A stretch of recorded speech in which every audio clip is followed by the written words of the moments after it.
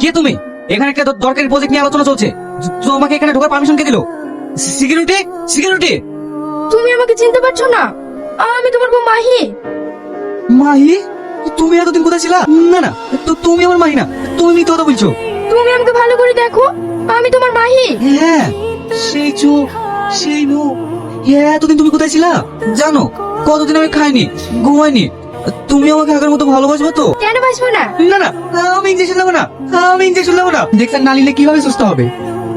যত ইঞ্জেকশন নেবে তত তাড়াতাড়ি সুস্থ হবে। না, তবুও আমি ইঞ্জেকশন নেবো না। ইঞ্জেকশন নিলে যন্ত্রণায় আমার মাথা চিড়ে যায়। মাহি, মাহি। কি হলো? তুমি এত চিৎকার করছো কেন?